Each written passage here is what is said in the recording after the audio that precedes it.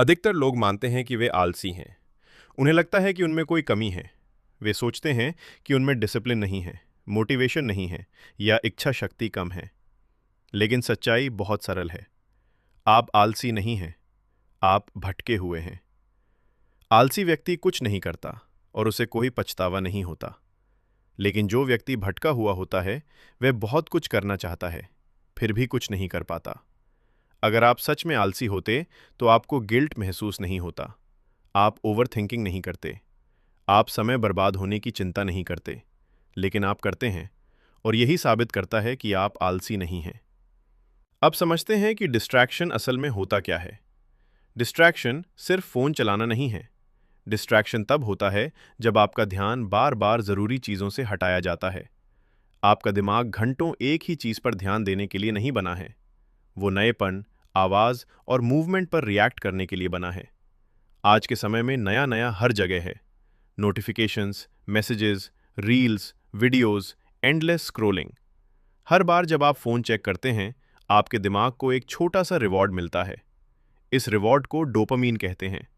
Dopamine खुशी नहीं है, डोपामीन चाहत है। ये आपको और चाहिए का सिग्नल देता है। इसीलिए आप फ़ोन 5 मिनट के लिए खोलते हैं और 1 घंटा गायब हो जाता है। अब सबसे खतरनाक बात समझिए। धीरे धीरे आपका दिमाग एफर्ट को पेन से जोड़ लेता है और डिस्ट्रैक्शन को प्लेजर से। काम करना भारी लगने लगता है, फोकस करना मुश्किल लगता है, स्क्रोलिंग आसान लगती है। तो आपका दिमाग वही चुनता है जो आसान है। इसलिए नहीं कि आप आलसी हैं, बल्कि इसलिए कि आपका दिमाग ट्रेन हो चुका है। इसी वजह से काम शुरू करना सबसे मुश्किल लगता है। जैसे ही आप काम करने बैठते हैं, दिमाग एस्केप ढूंढने लगता है। वो कहता है, बस एक बार फोन देख लो, एक वीडियो देख लो, थोड़ा ब्रेक ले लो। और वही छोटा सा ब्रेक घंटों में बदल जाता है। फिर आप खुद को दोष देते हैं। आप खुद को आलसी कहते हैं।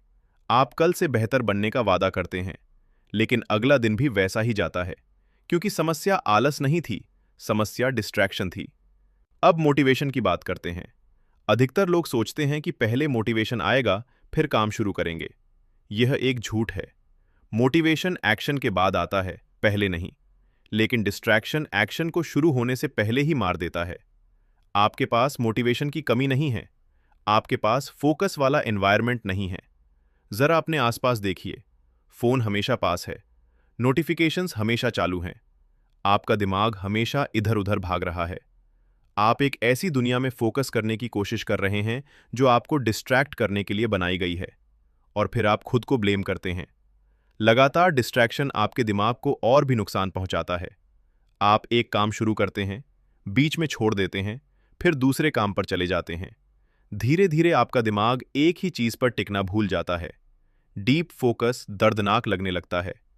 इसीलिए आप बिना ज्यादा काम किए भी थक जाते हैं, क्योंकि दिमाग का बार बार स्विच होना बहुत एनर्जी खा जाता है। डिस्ट्रैक्शन हार्ड वर्क से ज्यादा थकाने वाला होता है। अब वो सच्चाई जो सब कुछ बदल देती है। आपको ज्यादा डिसिप्लिन की जरूरत नहीं है, आपको कम डिस्ट्रैक्शंस की जरूरत है।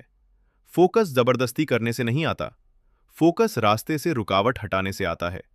अगर फोन हर समय हाथ में है, तो दिमाग कभी शांत नहीं रहेगा। अगर एनवायरनमेंट नॉइजी है, तो सोच भी नॉइजी होगी। सॉल्यूशन एक्सट्रीम मोटिवेशन नहीं है, सॉल्यूशन अवेयरनेस है।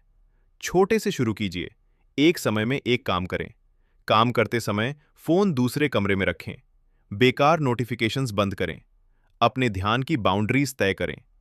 एक दिन में जिंदगी बदलने की कोशिश मत कीजिए। फोकस भी मसल की तरह ट्रेन होता है। शुरुआत में अनकंफर्टेबल लगेगा, दिमाग विरोध करेगा। ये नॉर्मल है। अनकंफर्टेबल होना इस बात का संकेत है कि आपका दिमाग बदल रहा है।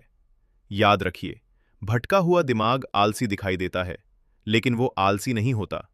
आप टूटे हुए नहीं हैं, आप ओवर स्टिमुलेटेड हैं।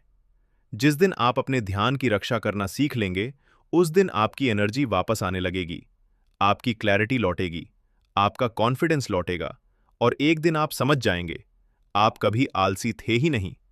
आप बस ऐसी दुनिया में रह रहे थे जो आपके डिस्ट्रैक्शन से पैसा कमाती है।